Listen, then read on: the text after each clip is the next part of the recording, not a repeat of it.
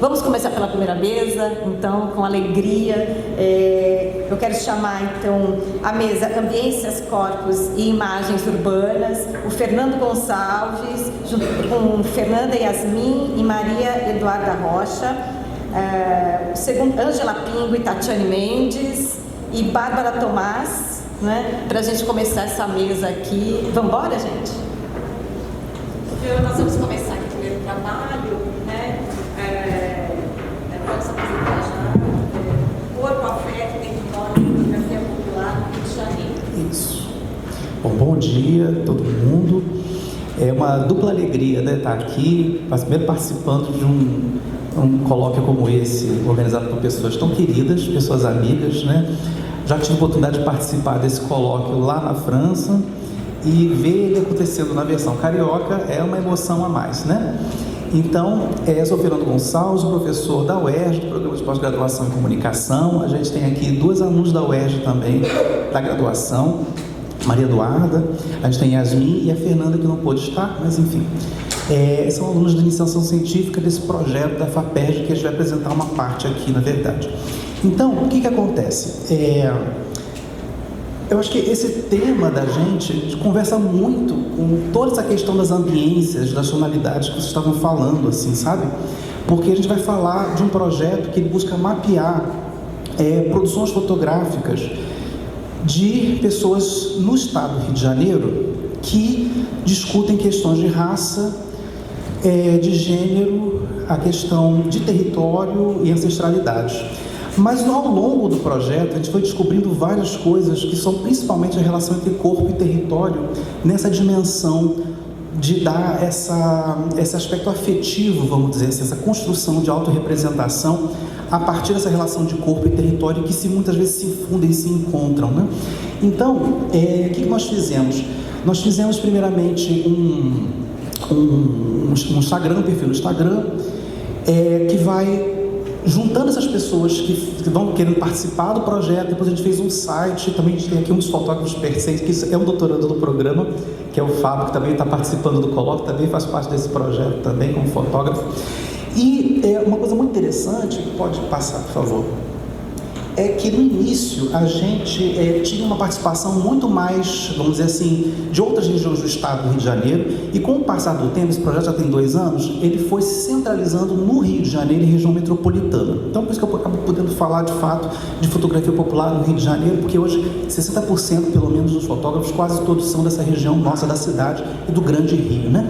E aí uma coisa que surpreendeu também a gente é que a questão de raça, ela sempre foi muito forte do perfil das imagens que foram produzidas por esses fotógrafos, mas foi aparecendo aos poucos, você vê que gênero, curiosamente, bem pouco, né? Mas as territorialidades, memória e ancestralidade bastante, mas territorialidade começou cada vez mais a aparecer. E aí, que de territorialidade a gente está falando? A gente está falando especificamente de favelas da cidade do Rio de Janeiro, de regiões periféricas, zona norte, subúrbio do Rio de Janeiro. Então a gente está falando, na verdade, de uma fotografia que a gente chama de popular, que na verdade é um termo que é adotado na Escola de Fotografia Popular da Maré, onde a ideia de fotografia popular tem a ver com você criar narrativas visuais que contam histórias a partir do olhar de dentro, da experiência de quem vive naquele lugar. Então, vão contar histórias que, de alguma maneira, vão estar cortando ou quebrando uma série de estereótipos e estigmatizações que existem sobre essas pessoas que vivem nesses territórios, sobretudo as favelas, né, as zonas periféricas da cidade do Rio de Janeiro, que sempre são associadas à ideia de perigo, de ameaça, de violência. E aí, na verdade, a gente tem todo um tom, uma tonalidade, né, afetiva na construção dessas imagens, que tem a ver com essa experiência deles próprios, que vão, de fato, contar outras histórias que sempre existiram, histórias que sempre foram contadas, mas não tinham, de fato, uma visibilidade, e que precisam ser justamente ouvidas. Então, outro objetivo desse projeto, além de mapear esses fotógrafos, a gente tem atualmente quase 60, é dar visibilidade à produção deles, né? Então, a gente tem, isso aqui já é a parte do Instagram, e é a parte onde está mais ou menos, a gente coloca nos perfis, a gente cria um pequeno formulário do Google, eles autorrespondem, falam um pouco do que eles, como é que eles veem o trabalho deles de fotografia, eles próprios falam, a gente monta um perfil e com alguns trabalhos deles. Então, que Yasmin e a Maria Eduarda vão trazer são alguns trabalhos de alguns desses fotógrafos hoje, que a gente não tem muito tempo, né? E aí, justamente, a ideia é pensar essas imagens do corpo do território como esses lugares de autoinscrição.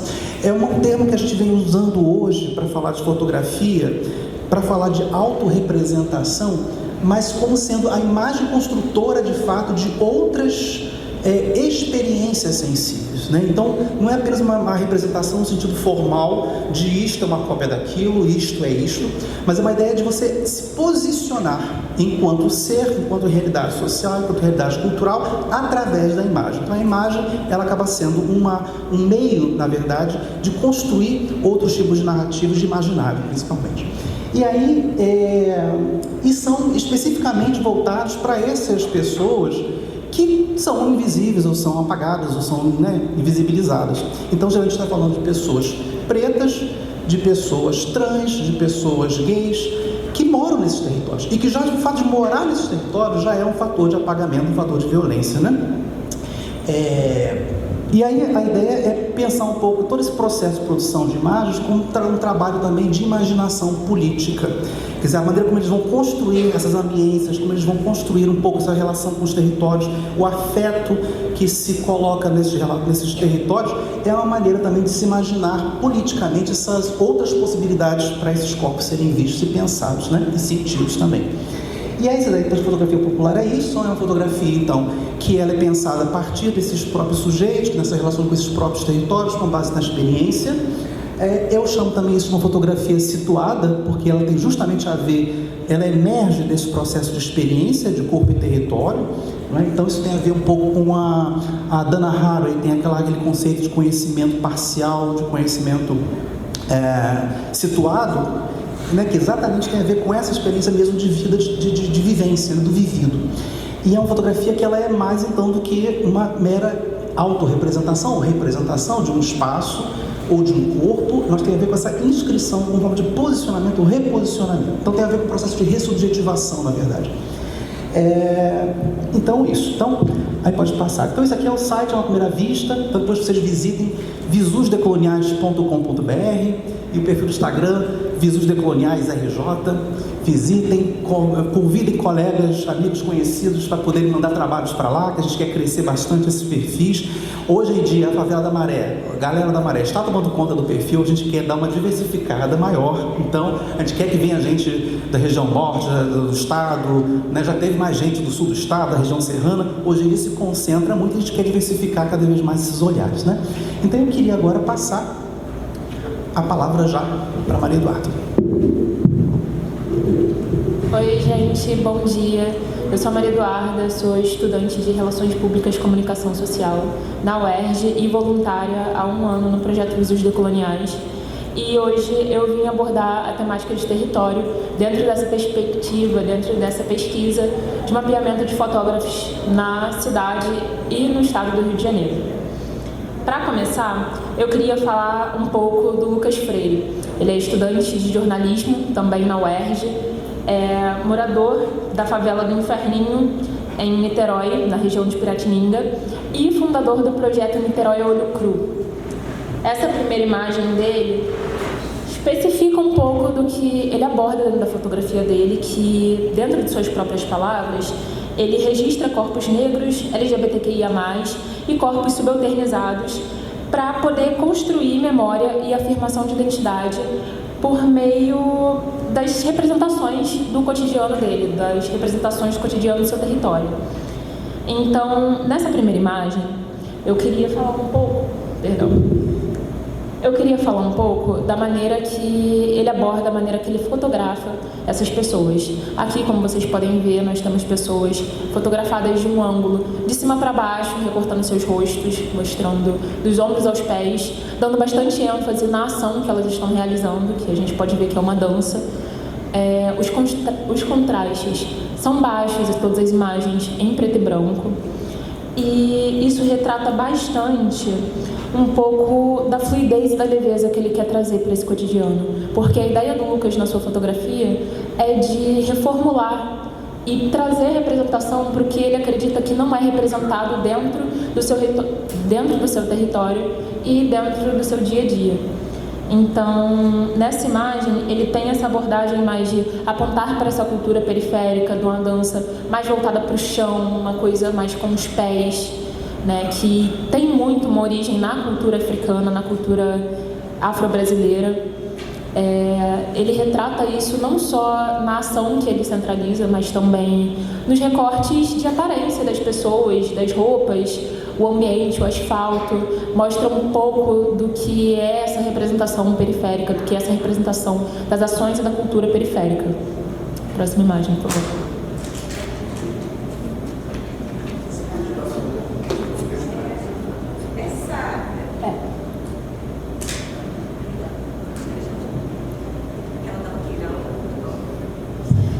Então, nessa segunda imagem, como vocês podem ver, ele retrata um homem negro. Ele está segurando um balde ao fundo. Tem como ver algumas construções, não dá para dizer ao certo se são casas. Dá para ver um morro ao fundo.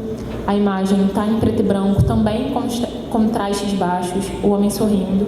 Nessa imagem específica, a gente não consegue dizer ao certo a ação que está sendo realizada pelo homem, mas através dessa perspectiva, não só de posicionamento, de colocar ele num local alto, de realizar novamente esses contrastes baixos, trazendo essa leveza, essa fluidez para a imagem, a gente consegue pensar de novo nessa reformulação de realidades, nessa reformulação de territórios, que é um território comumente retratado de maneira hostil, de maneira perigosa, violenta, e ele traz isso para um novo contexto, que é um contexto em que as pessoas podem sim realizar as suas atividades de dia a dia, que elas podem ser felizes, que não é um ambiente que ele é 100% violência, que ele é 100% hostilidade, como no geral é retratado pela mídia hegemônica. Pode passar, por favor? Só para finalizar, o Lucas Freire, no geral, a gente pode prestar atenção que ele trabalha muito com essa questão da ondulação, muito com seus contrastes mais leves, né, para poder provocar essa contranarrativa dentro da produção imagética no Rio de Janeiro. Então, não apenas dele, mas de todos os fotógrafos que a gente mapeia e dos fotógrafos que a gente ainda não mapeou, tem esse esforço, essa tentativa de construção de contranarrativas dentro do que é apresentado no dia a dia para a população carioca, para a população fluminense. Então, não só do Lucas, mas também agora do Elon Max, eles têm essa preocupação de retirar estigmas, de quebrar com estigmas de corpos subalternizados dentro da região metropolitana do Rio de Janeiro. Essa imagem, como eu falei, é do Elon Max. Ele é morador de Cosmos, na zona oeste do Rio de Janeiro, e é historiador e educador de formação. Na imagem dele, ele retrata o seu trabalho como apresentação da realidade bruta e simples. E isso é muito visível, é muito nítido através da sua apresentação da fotografia, que é muito utilizado os contrastes altos. A gente consegue observar bastante a questão do movimento, e isso apresenta muito bem a ideia de cotidiano, essa ideia de movimento, essa ideia de uma certa fluidez, mas de qualquer forma, apresentando esses contrastes mais fortes que mostram esse lado mais bruto e cru que ele visa apresentar. Então, nessa imagem, a gente consegue ver um homem sentado no trem da Supervia, que é algo que gera até mesmo familiaridade para nós, moradores do Rio de Janeiro. E entre a lente e o fotografado, um homem está passando no corredor do trem. Por essa imagem, a gente consegue ver o movimento do homem, a gente consegue ver essa longa exposição, e os contrastes altos acabam harmonizando e utilizando desses mecanismos para poder apresentar essas ideias que ele aborda, as ideias que ele visa apresentar.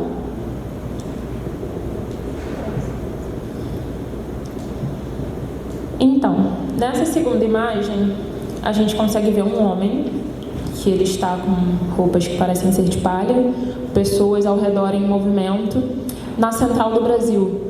Uma coisa que a gente consegue perceber muito na fotografia do Elon Max é que ele usa muito esses espaços de transporte do Rio de Janeiro, que é mais uma característica que apresenta bastante essa ideia de movimento, de cotidiano. partir dessa perspectiva, a gente consegue pensar novamente na ideia de brutalidade do cotidiano, que é algo mais cru, é algo que visa não romantizar, não ter uma ideia otimista da realidade, em contraposição ao Lucas Freire, mas, de qualquer maneira, mostra a complexidade do cotidiano da cidade do Rio de Janeiro e dos territórios que a gente transita. Então, especificamente nessas imagens, nos cenários do cotidiano e de deslocamento das pessoas que vivem nas periferias da cidade, o repertório a gente consegue, a partir do nosso repertório, reconhecer e identificar essas características da produção imagética e, enfim, desculpa, me perdi um pouco. Mas, enfim, concluindo, os dois fotógrafos trabalham de maneiras diferentes na sua fotografia, mas de qualquer maneira buscando desenvolver contranarrativas e novas representações para corpos e ambientes periféricos. Então, à sua maneira, Lucas Freire consegue trazer isso de uma perspectiva muito mais otimista, a partir de imagens com mais leveza, fluidez, enquanto Elon Max traz isso de uma maneira mais bruta, mas também abordando um pouco da complexidade do cotidiano do carioca. E é isso, gente. Muito obrigada.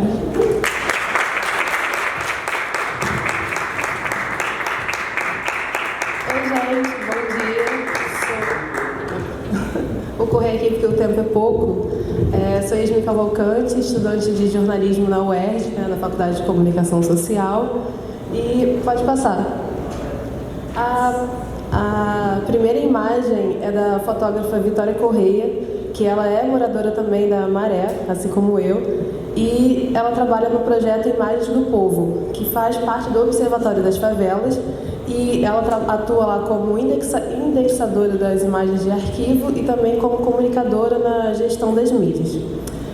A Vitória, ela busca trazer em suas fotografias romper com as narrativas hegemônicas da mídia, que ela mostra que nesses espaços também existem histórias variadas, existem histórias de amor, de famílias que se apoiam, não só dessa violência que é gerada pela mídia. E nessa imagem, ela traz uma... Desculpa que eu me perdi aqui. Na imagem acima, temos o relato de um dia especial, que é quando o Instituto Moreira Salles, na Gávea, convidou moradores da Rocinha para uma visita. Nela, vemos um grupo de pessoas se divertindo ao redor da piscina, enquanto as crianças brincam, pulam na piscina, e ela traz o destaque para essa criança, que a gente não sabe se ela está olhando para o céu ou está olhando para alguém, mas ela traz nesse olhar esperança, sonhos, que nos lembra da pesquisadora Tina Campos, de escutar as imagens, que as imagens podem provocar sentimentos de pertencimento, resistência e memória. E como podemos entender como certos grupos se conectam e se expressam em certos lugares e situações, a partir das relações emocionais que surgem com a fotografia. E também observamos que esses corpos estão ocupando espaços da cidade onde o poder hegemônico, qual conta a história única de violência, não quer que eles transitem, por causa do racismo e preconceito de gênero.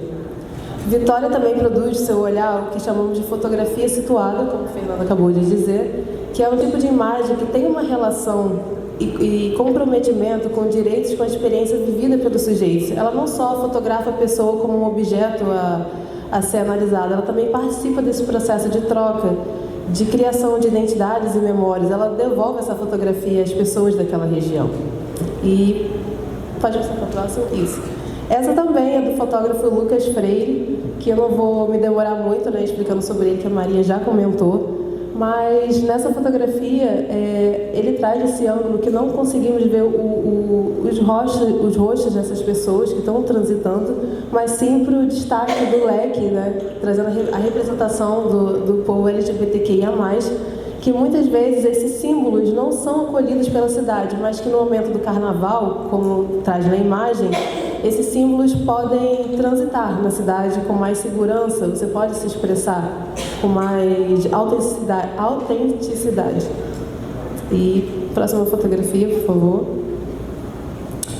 Essa é a fotografia da Sade Monteiro, que ela também é estudante de Relações Internacionais. E aqui vemos o afeto entre duas mulheres negras, que muitas vezes esse afeto é negado por um sistema de atravessamento de violências, onde é negado ao corpo negro o afeto, o amor, o direito de descansar. Então, ao trazer essa imagem, a Sade ela rompe com esses preconceitos, também dá uma nova ressignificado a esses corpos. E próxima imagem, por favor. E a última, que é da fotógrafa Laís Gevert, que ela é também geóloga e pesquisadora. E aqui, isso me lembrou do que a Marina Alves, que também é uma fotógrafa do nosso projeto, disse na exposição Amamentamos Esse País, que está em exposição no Laboratório de Foto na UERJ, que é desse apoio, né? Esse afeto que essas mulheres trazem ao se apoiar. O processo que ela disse de aquilombamento, de você poder ser um grupo que pode ser você mesmo, sem essa pressão da sociedade, de querer, de estar sempre em constante luta e sobrevivência desses corpos. Então, a escolha da luz também, né, que é o vermelho, que traz sentimentos de sentimento, paixão e até mesmo ódio, mas aqui retrata a cumplicidade. Também tem o elemento do espelho, que traz essa ressignificação, que quando você afirma o afeto, você também afirma como esses corpos podem ser belos, e muitas vezes não são vistos como belos, e sim como apenas retratados pela violência. Então, também a Laís busca, assim como a Sade, trazer toda essa transformação. E é isso, que acho que já acabou meu tempo. Desculpa correr no final, mas foi isso. Muito obrigada. Porque assim, bem linda. Então, vamos lá? Vamos. Tá. Bom dia, gente. Eu preciso começar, eu vou fazer essa apresentação e eu quero falar da alegria de estar aqui com tantas pessoas que eu amo, ver o rostinho de vocês. É muito importante estar aqui nesse momento em que a gente está falando tanto de quantitativo, né? Estar aqui apresentando um projeto como Através do Espelho, com a minha companheira de projeto de profissão e de luta, né? Nós duas estamos há 4 anos no Através do Espelho. É uma felicidade, muito bom ver vocês aqui e trazer esse projeto para conversar e para mostrar para vocês tudo que a gente tem feito ao longo desses 4 anos. Então, eu conheço muitos, mas muitos não me conhecem. Então, eu sou fotógrafa, sou jornalista, sou egressa do PPG-Com, embora não tenha saído, né, da UERJ, continue no CAT, continue acompanhando os projetos, sou orientanda de Cíntia e estou muito feliz de estar aqui. A gente começa falando do projeto, deixar a Ângela se apresentar, porque jornalista é um problema, né? A gente fala e não deixa ninguém falar. E nós duas somos jornalistas, então imagina. E depois a gente vai começar apresentando um vídeo sobre o nosso projeto e a gente vai falar um pouco sobre como a gente vem desenvolvendo esse projeto, que é de fotografia, que é de cartografia, que vai pensar a cidade e os corpos de mulheres de modo sensível e trazer essas narrativas para apresentar para vocês. Alô, bom dia. Sou Ângela Pingo, sou professora do IBMEC, sou fotógrafa, sou jornalista e hoje a gente veio falar um pouquinho sobre o nosso projeto, claro, imagina, não tem problema. Mas antes de falar do projeto, eu queria falar do professor Fernando, assim. Eu estou nessa busca do doutorado, mas eu fiz uma disciplina com o professor Fernando que foi incrível, assim, que mudou minha vida, principalmente nessa parte mais acadêmica, né? Porque eu venho de uma área mais técnica. E aí ficou, professor, isso já tem uns 6, 7 anos, mas eu fiquei pensando muito como que a gente é impactado com a imagem. Aí você tem a imagem como referência, a imagem bucólica, enfim. E aí o professor falou que ele foi fazer uma viagem e aí ele viu, enfim, num ponto ele estava caminhando e aí ele viu um riozinho, aquela aquela imagem perfeita, né? Colina no fundo, o rio passando. E aí o professor falou, pô, eu olhei aquela água, eu falei, caramba, né? Essa água é a mais pura possível, porque quando você vê o riacho, tal, bom, enfim, ele trouxe toda aquela referência imagética. Bom, resumindo o assunto, o professor tomou água, passou mal, e isso eu fiquei muito na minha cabeça, falei, cara, como que uma imagem ela pode impactar, né? Tipo, uma expectativa, a realidade. Então, enfim, é muito interessante a gente ver como as imagens impactam, né, o nosso dia a dia, principalmente nas redes sociais. E aí, falando um pouquinho do projeto Através do Espelho, a gente trabalha com mulheres aí acima de 40 anos, enfim, tem todo um recorte que vocês vão ver logo em seguida. Mas antes de falar, eu queria pedir para a Cris, por favor, para soltar o vídeo, só para vocês entenderem. É rápido, é um vídeo de 3 minutos, tá? É rapidinho. E mais uma vez, obrigada, professoras e professores e todo mundo que está aqui. Obrigada.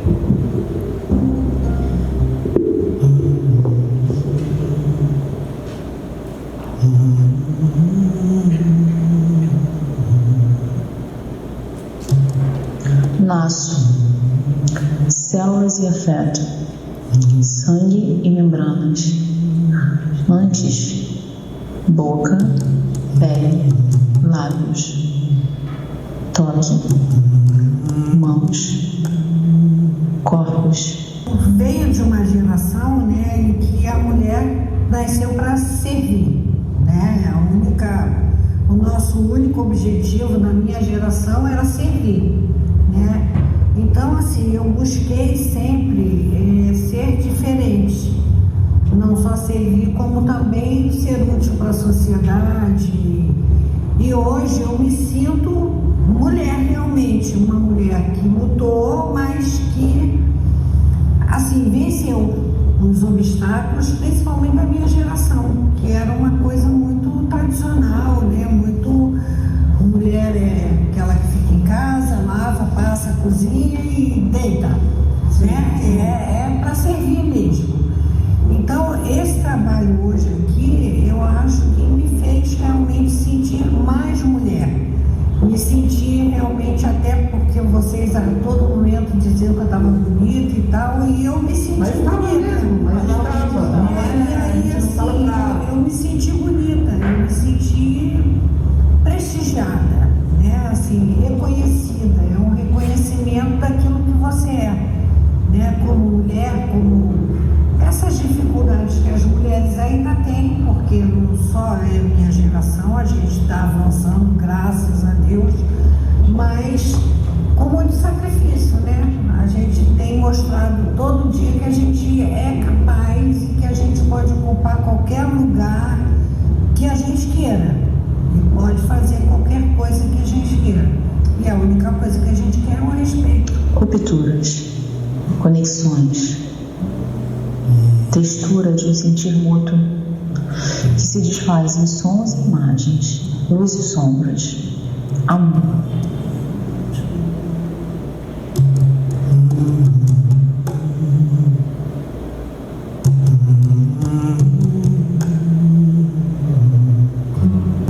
Oxum era a rainha, na mão direita tinha o seu espelho onde vivia a se mirar.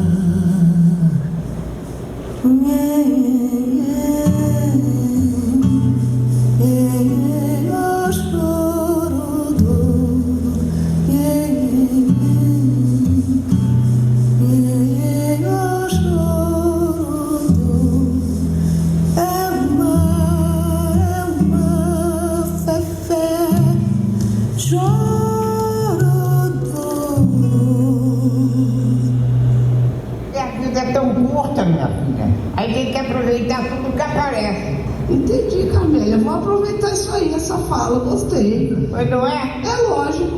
A vida é muito curta. Deus te dá um dia bom, bonito, com uma festa, com baile, você não faz. Ah, não vou não, eu já estou tão velha. Pra que eu vou pra festa? Deus não manda isso. Deus não manda isso não, manda você se divertir.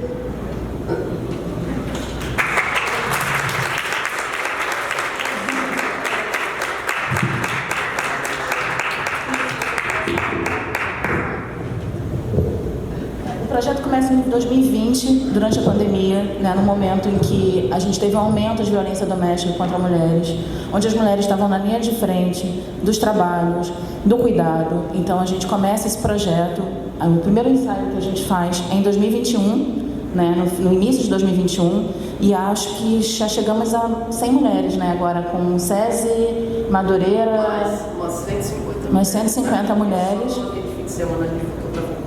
Foram muitas mulheres agora, no último final de semana. Então, o objetivo da gente é, a partir do contato inicial com mulheres, né, mulheres que estão na nossa rede ou que entram em contato com a gente faz uma escuta, conversa com elas, faz uma proposta de ensaio fotográfico, que é voluntário, né, que parte de nós duas. Inclusive, os ensaios são majoritariamente feitos na Casa da Ângela, onde a gente trabalha. Agora a gente tem ido para os territórios, né? Tem ido para o SESI, Bahia, a gente não fez fotografia, só apresentou. E a partir daí a gente começa a desenvolver, né, esse processo de como você quer ser representado. Então, o primeiro recorte, o inicial seria o de 60 anos, mas aí eu tinha acabado de fazer 40 anos, falei, Ângela, existe uma visibilidade, nós tínhamos acabado de fazer. Existe uma invisibilidade a partir do momento em que você adentra os 40 anos e tem uma série de invisibilidades. Então, o projeto começa com uma perspectiva de idade, mas as dimensões das invisibilidades de corpos de mulheres, elas vão atravessando na medida em que a gente conversa, né, que a gente começa a desenvolver esse processo. E nesse processo, os nossos recortes foram se multiplicando, a tal ponto que a gente chega em Madureira agora, no sábado passado, e fizemos uma série de fotografias já trazendo outras dimensões para pensar. Pode passar, por favor. Essa foto é da ONG Colo de Mãe, que é uma parceira nossa desde 2022, onde nós desenvolvemos fotografia, estamos desenvolvendo um documentário e vão participar também do Sarau, que é o nosso ponto de encontro anual. Vamos falar sobre eles, mas qual é o nosso ponto central? Pode passar, Cris, por favor. A ideia de pensar essa liberdade desses corpos, o modo como você se quer representar. Porque dentro da dimensão sensível que um corpo feminino pode ocupar na cidade, há muitos atravessamentos. E nessa perspectiva, a gente entende que a forma de representação de um corpo, ela tem que partir da própria pessoa. A gente tem uma série de atravessamentos, uma série de narrativas que se faz dentro dessa existência feminina, e a partir daí a gente constrói essa representação a partir do lugar que a mulher quer ocupar nessa fotografia. Então, quando a Guida, que é a primeira mulher que aparece no vídeo, ela fala, a gente tem um lugar, minha geração tinha um lugar que queria ocupar. Então, o primeiro momento que a gente faz dos ensaios é perguntar como essas mulheres querem ser representadas. E é muito importante que elas estejam fora das casas, longe dos maridos, longe dos filhos, longe das profissões, porque elas possam exatamente ser representadas do modo como elas querem aparecer, com maquiagem, sem maquiagem, com roupa, sem roupa, do modo como elas querem contar as próprias histórias. Então a gente clica, né? A gente aperta o botão, mas as narrativas são feitas por elas. Pode passar, por favor. Posso só fazer uma ponta rapidamente? Então, assim, uma coisa que é muito importante, o ensaio, né, começa logo pela manhã. Então, resumindo, a gente começa entre umas 8 horas da manhã e a gente começa com o café da manhã. Então a gente fala, bom, a única coisa que a gente vai cobrar, se você quiser levar um bolo, um pão. Por quê? Primeiro a gente tem a questão da alimentação, a troca, né? Então a gente só se alimenta com quem a gente tecnicamente confia. Outra coisa, começa essa troca das conversas e o porquê de ser na minha casa ou em outro espaço. Porque, por exemplo, aquela mulher, se ela for fotografada na casa dela, vou colocar o nome. Então, a Maria, ela não vai ser a Maria, a mulher Maria, mas ela vai ser a Maria, esposa do João, mãe do Felipe, enfim. Então, quando a gente tira essa mulher do espaço dela, né, aí começa a troca. Aí foi uma coisa muito interessante. É muito provável que a gente faça uma parceria com a FRJ, enfim, a gente foi conhecer um espaço e 2 irão fotografar com a gente a semana que vem. E uma delas falou, não, eu falei, bom, você quer que eu vá até a sua casa? Falou, não, eu quero ir na sua casa porque para eu poder respirar um pouco. Então, assim, é muito interessante quando tem um término do ensaio, né? Tem essa questão do começo, meio e fim. Então, muitas vezes existe até quando termina o ensaio, essas mulheres, elas falam, caramba, faz tanto tempo que eu não me vejo como mulher. E muitas, assim, 90% elas choram no fim do ensaio. E a gente tem muito essa coisa do toque, então, por exemplo, sei lá, vamos passar um creme, vamos, se vista do jeito que você quiser. E é muito gratificante, na verdade. Cris, se você puder ir passando os slides para a gente poder... Porque senão não dá tempo. Pode passar, Cris, a gente tem, né, como a forma como a gente foi desenvolvendo através do espelho, começa com um projeto de fotografia, mas 2 professoras, pesquisadoras de comunicação. Então, nós estamos desenvolvendo um olhar a partir das narrativas que a gente ia coletando. Então, no momento que a gente adentra nesse espaço, a gente começa a analisar, a entender os atravessamentos que nos chegam e que também nos transformam, né? Porque colocamos também as nossas narrativas, as nossas experiências de estar na cidade, de estar nos territórios, de estar nos espaços. Então, a cada ensaio, o Através do Espelho se torna um outro projeto. Pode passar, Cris, por favor. A gente traz, a partir da questão da fotografia, a perspectiva, né? A gente começa, como todo mundo que começa a estudar fotografia, a gente começa na perspectiva europeia, Roland Barthes, Susan Sontag também. Então, pensando na forma como a fotografia é capaz de construir e desconstruir mundos, trazer pontos de vista. Mas a gente vai além. A gente entende, né, a partir desse percurso, desde 2020, a importância de desconstruir o próprio olhar da fotografia sobre aquilo que se constrói. Então, hoje, a gente já vai pensar uma fotografia que a gente pode chamar de decolonial, popular, que vai da fotografia, entre a fotografia e o fotografado. Então, todas essas perspectivas estão, né, nessas narrativas. E aí, finalmente, com o texto da Bell Hooks, ela lança um livro agora sobre cinema vivido, mas ela está falando de imagens, de representatividade, de invisibilidades e de violências simbólicas a partir da imagem. Então, é nessa leitura que a gente se concentra nesse momento, só para dar mais ou menos uma perspectiva do que a gente vem desenvolvendo aqui, e das referências. E aí, a partir da metodologia, né, é uma metodologia que eu usei no doutorado, inclusive, que vem do Martin Barbero, das cartografias, das pistas, né, esse processo de se contaminar, de se deixar sensibilizar e afetar pelo outro nessa construção narrativa, e da Virginia Kastrup, que é uma autora da psicologia social, que fala das cartografias sensíveis. Então, toda essa leitura, toda essa vivência que a gente constrói nessa perspectiva é o que a gente traz para Através do Espelho. Pode passar, Cris, por favor. Pode adiantar para a gente chegar nas fotos, por favor. Se você puder chegar no final das fotos. Pode passar. Essas são as primeiras exposições que nós fizemos numa galeria de São Paulo, onde nós levamos a fotografia da Cris. Né? A Cris era uma mulher. Ela, infelizmente, faleceu em 2023, certo? Ela era uma mulher moradora de rua, que foi fotografada por nós, e a Cris disse uma das frases que impactou muito do que a gente produziu, antes e depois. Ela falou: acontece tanta coisa na vida da gente que a gente esquece que é mulher. Então, eu lembro que no momento que ela passava o batom, ela falou: eu esqueci que eu era mulher. E é nesse momento que eu consigo olhar para mim, olhar para a minha imagem, é o momento que eu estou me reconstruindo. Né? Então, essa foi a primeira exposição da gente para o Dia da Mulher. Pode passar, Cris, por favor. Participamos também da Primavera dos Museus, em 2023, do IBRAM, a partir de uma parceria com o Museu das Mulheres de Brasília, que também é parceiro nosso agora no Encontro Cultural Mulheres e Território, que a gente vai desenvolver agora. Pode passar, Cris, por favor. E ano passado desenvolvemos um espaço de encontros, que foi o Sarau Através do Espelho, no Espaço Abu em Copacabana. Nós trouxemos performances, olhares, trouxemos as nossas modelos para conversar, né, para celebrar os 3 anos do projeto. E esse ano fechamos, na verdade, com a Caixa Cultural. Vai ser um encontro de um dia inteiro, com uma roda de conversa, dia 23 de novembro. Pode passar, por favor, Cris. Essas foram algumas das performances, né, que foram realizadas no Sarau. Então, trouxemos essas mulheres. Pode passar, Cris, por favor. E esse foi um ensaio que nós fizemos em 2024 para o Dia das Mulheres, no SESI. Essa Andréia é a nossa Oxum, que é a mãe da nossa designer, da Priscila, que é fotógrafa também, que também é da comunicação. Então, desenvolvemos esse projeto, fotografamos 12 mulheres. 90% das mulheres são vítimas de violência doméstica, passam por situações muito complicadas, têm o atravessamento dos territórios. E a gente tem todos esses depoimentos, a gente conversa com elas, elas participam do projeto.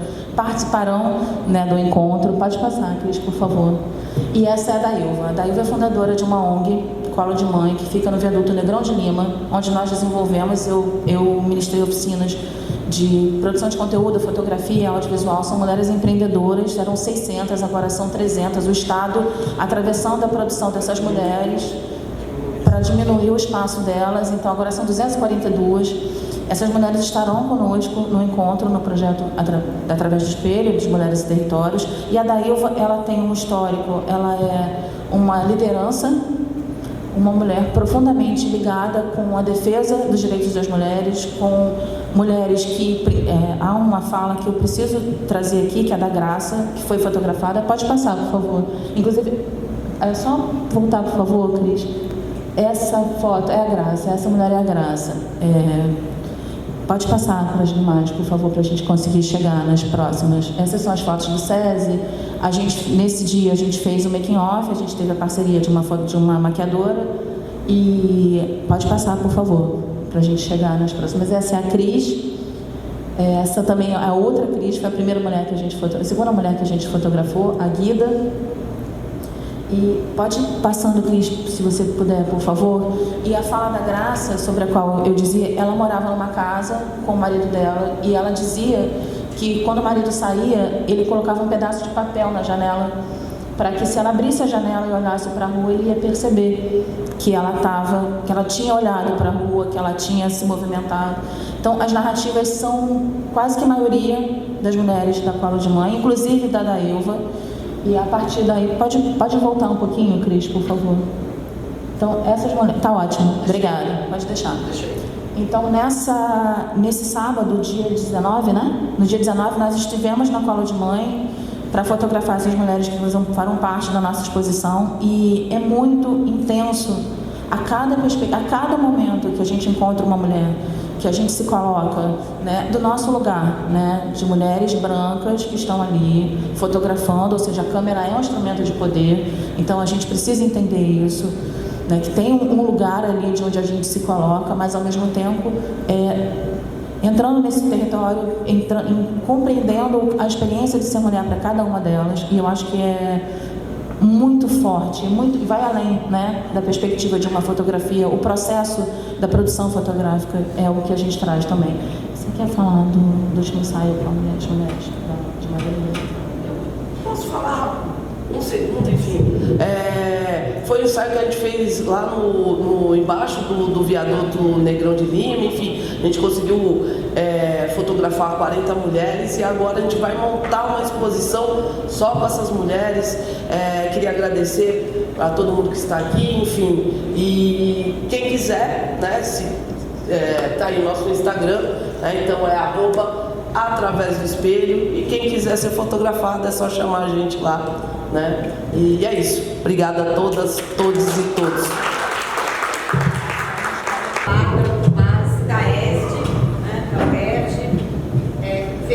Vem da arquitetura e design, né?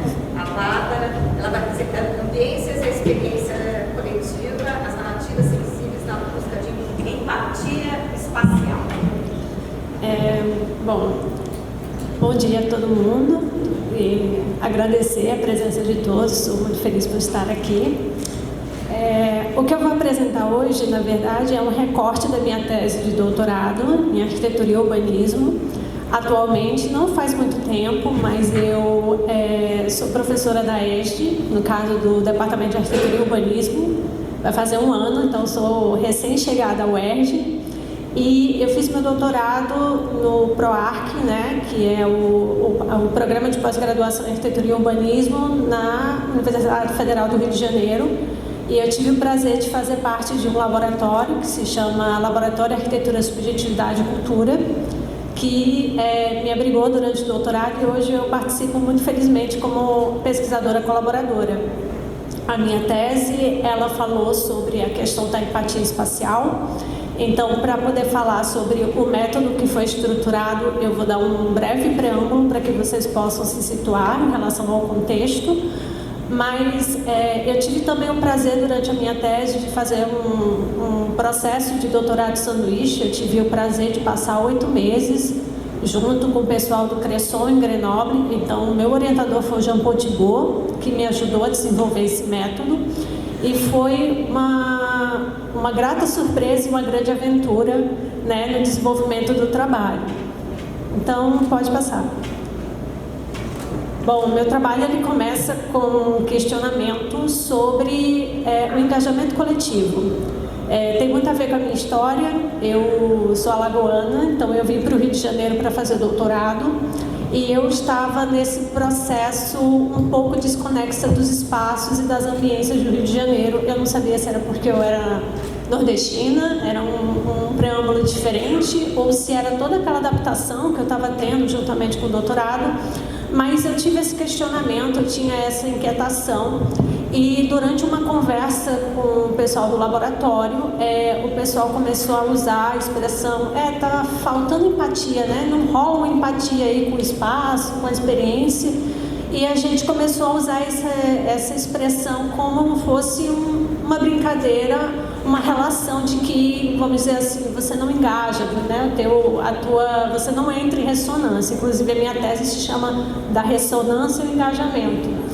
Então, esse é um croquis, né, que eu fiz da Praça São Salvador. Trabalhei em espaços públicos, o meu recorte foram as praças. E no caso do meu trabalho, era esse questionamento que guiava. Então, a gente começou a se questionar se o engajamento seria uma questão de empatia espacial. Até aí a gente não sabia muito sobre empatia.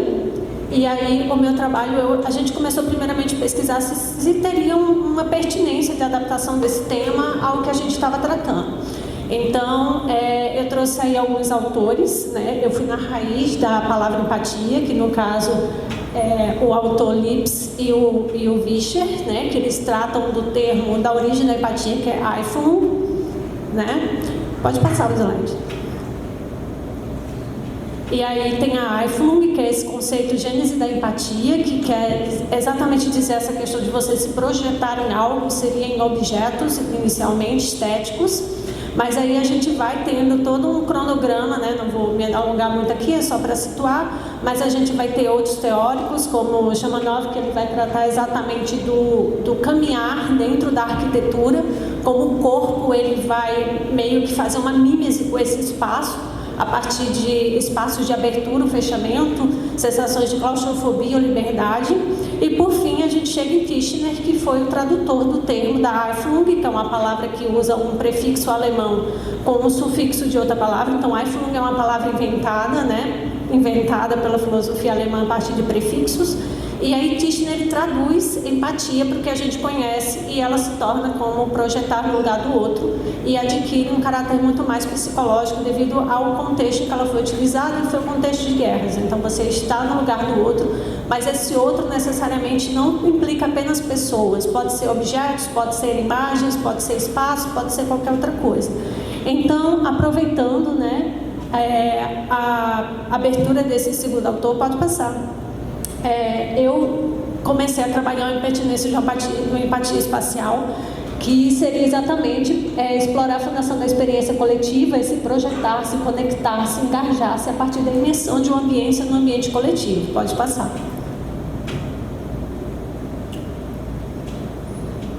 Pode passar. Então, eu tive vários problemas durante a minha tese, no sentido de encontrar uma teoria e encontrar uma metodologia. E foi nesse ponto que o Jean-Paul Thibault entrou para me ajudar, quando eu fui fazer o doutorado de sanduíche lá fora. Então, ele começou a me situar dizendo que a ambiência é exatamente essa relação de espaço-tempo, né, com a tonalidade, que ela pode, ele fala muito entre aspas, se materializar a partir de ações, do espaço, do meio, de imagens, né? E aí quando ele fala materializar, ele utiliza a ideia de você visualizar. Necessariamente não é um aspecto material em si que você toca, mas é algo que você consegue trazer uma transposição, uma representação daquilo.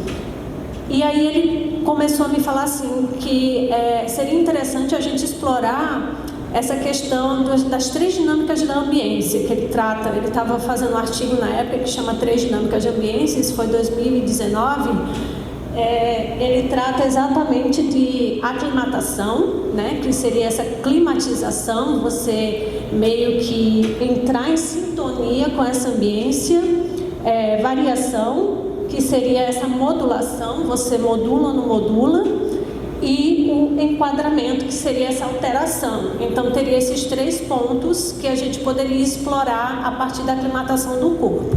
E aí é que eu começo a relatar em si minha experiência. Pode passar. Né? Ele começou a dizer assim, que percepção e sensação são processos que estão conectados, e que no caso a gente teria que usar o próprio corpo para poder sentir essa ambiência. Eu já tinha ido a campo, já tinha feito diversos trabalhos a campo, já tinha usado tudo quanto era metodologia, já tinha utilizado deriva, percurso comentado, e nenhuma dessas metodologias estava me trazendo resultados que estavam trazendo respostas porque eu estava questionando, né? Então ele falou assim, então a gente vai desenvolver uma coisa totalmente diferente, pode passar.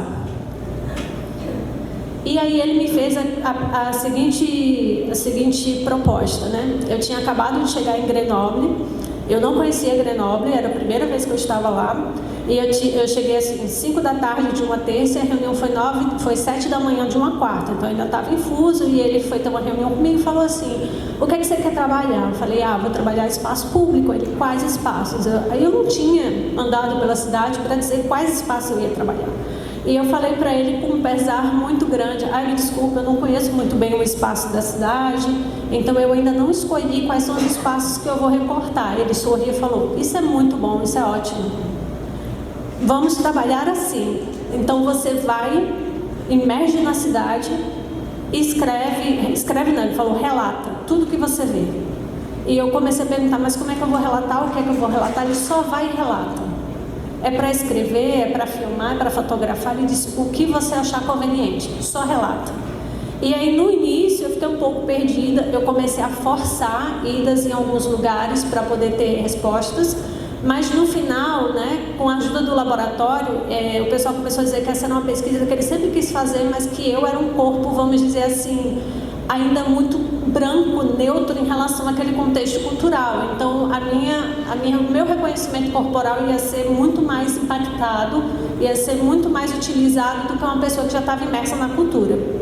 Então, eu comecei a andar, e sempre que eu falava com ele, ele dizia, não analisa a situação, não analisa, só me relata. Então assim, nada de juízo de valor, nada se você gostou ou não gostou, só me relata. Você se sentiu bem, mal, você se sentiu apreensiva, não apreensiva, e aí foi gerando um diário cheio de relatos, pode passar.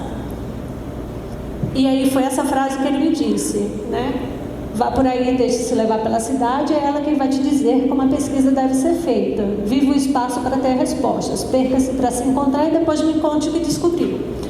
Então, eu tenho um diário, né? Pode passar. Esses são desenhos que eu fiz do espaço. Então, tem um diário cheio de relatos. Esses relatos, eles variam. Eles têm escrita, foto, gravação, vídeo, relato de coisas que aconteceram. Então, é um diário, assim, multimediático, né? Então, ele é todo picotado. E é um diário muito interessante porque ele começou em português e aí de repente eu me vi escrevendo já alguns trechos em francês e quando eu vi estava meio a meio. É um diário que acho que só eu consigo entender, né? E eu conversando com ele a gente meio que fez esse processo. Pode passar. E aí foi um início do diário, né? Eu comecei a fazer macroexplorações, que eram pela cidade como um todo. Então, assim, eu comecei a usar dia a dia. Vou no supermercado. Aí aconteceu alguma coisa no caminho, eu relatava. Ou então, assim, eu vou até ali. Eu vou usar a câmera porque esse caminho aqui tá legal. Então, eu ia fazendo esses diários. Pode passar.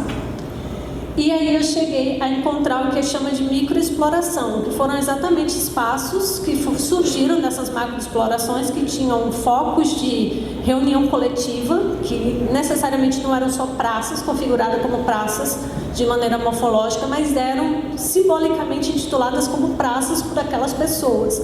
Elas diziam, vamos se encontrar ali na praça do do limite da cidade. A gente ia lá, não era uma praça, era um estacionamento, onde todo mundo se reunia e dizia, gente, mas isso aqui não tem árvore.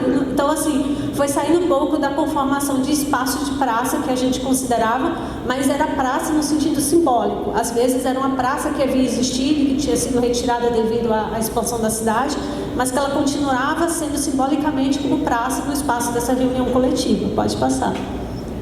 E aí, nesse espaço, né, micro, eu comecei a desenvolver o que o Jean-Paul Thibault, né, intitulou como narrativa sensível, que seria esse método que fica ali entre a deriva e o percurso comentado.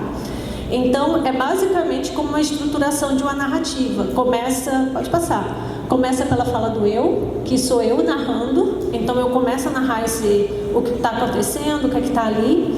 Depois, brevemente, eu trato esse reconhecimento guiado pelas sensações. E foi muito interessante porque era para eu descrever o que o meu corpo estava agindo e reagindo.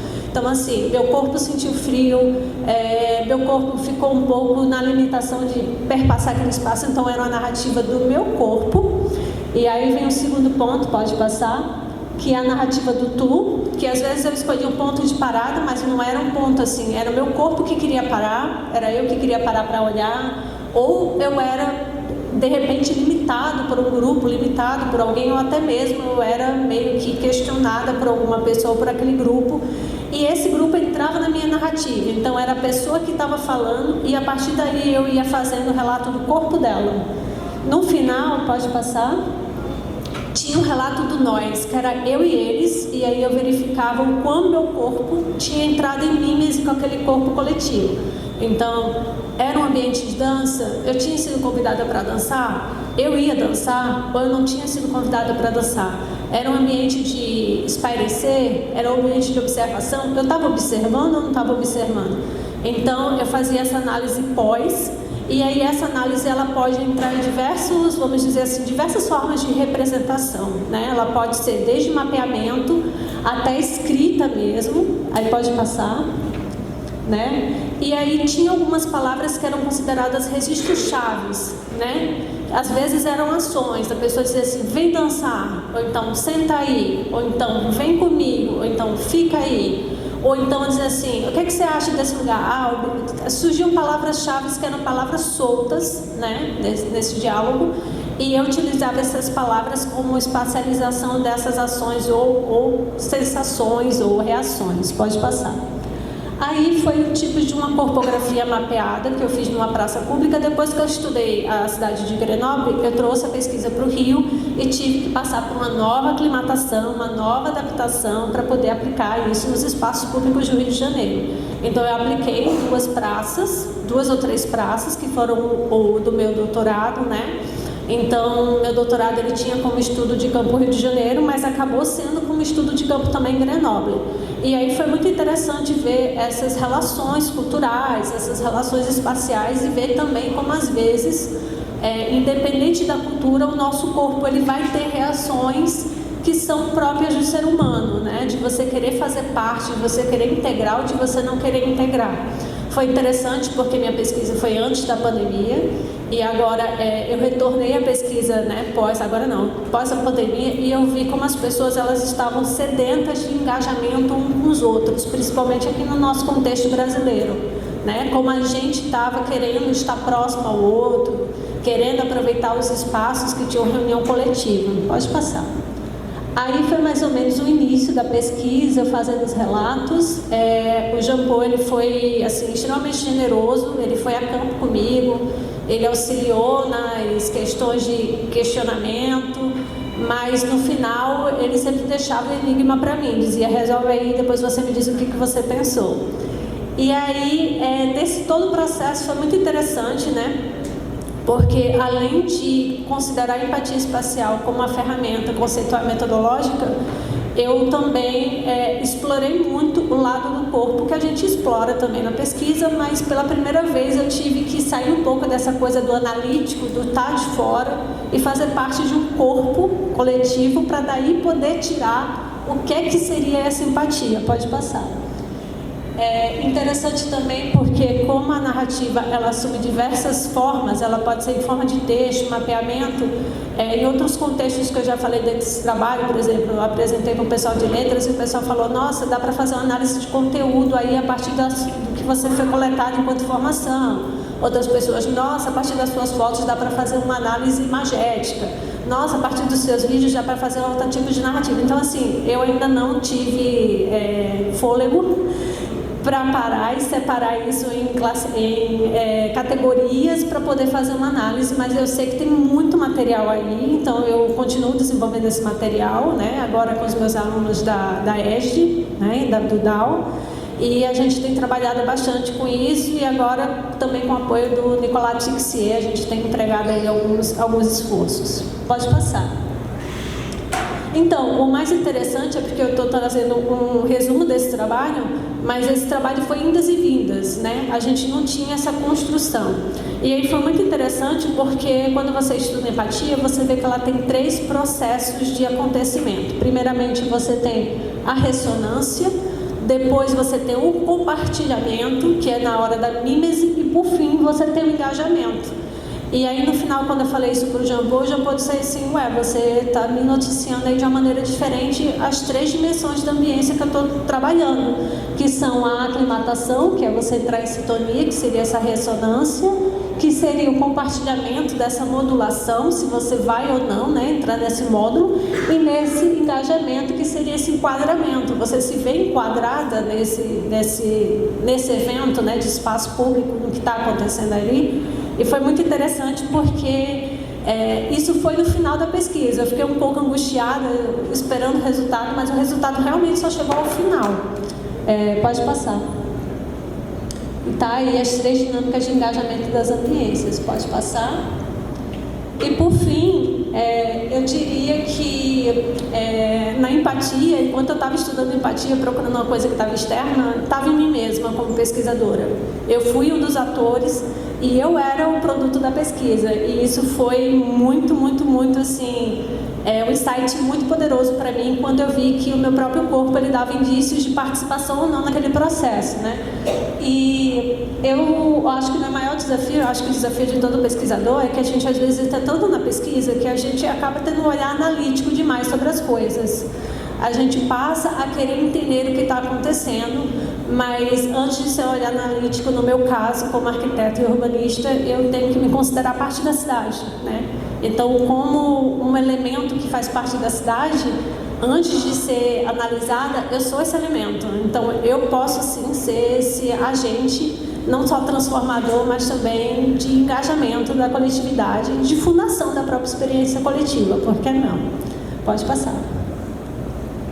Essas são minhas referências, pode passar.